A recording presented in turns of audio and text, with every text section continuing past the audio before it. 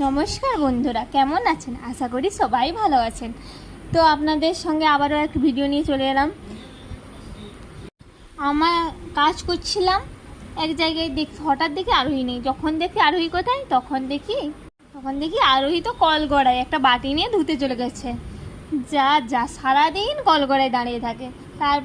তারপরে দুপুরে রান্না শেষ হয়ে গেছিলো, খাওয়ার জন্য ভাত বেড়েছিলাম। আজকে হচ্ছে সোমবার, আমাদের সবারই নিরামিষ, তাই জন্য কোনো আমিষ রান্না হয়নি, সবই নিরামিষ রান্না হয়েছে। সোয়াবিনের কষা হয়েছে আর পাতলা করে ডাল হয়েছে। আরোহী কিন্তু ডাল খেতে খুবই ভালোবাসে, ডাল হলে ওর আর কিছু লাগে না, ডাল দিয়ে ভাত মাখিয়ে মাখিয়ে খেয়ে নেয়। ডাল আর আলু ভাজা ওর খুব প্রিয় এক খাবার, কিন্তু আজকে আর আলু ভাজা হয়নি, ডাল আর আলু মলা হয়েছে, ওই জন্য আলুটা ভাজিনি। আর একটা আম কেটেছিলাম, ব্যাস। তারপরে দেখুন আরোহী কিভাবে খাটে উঠছে।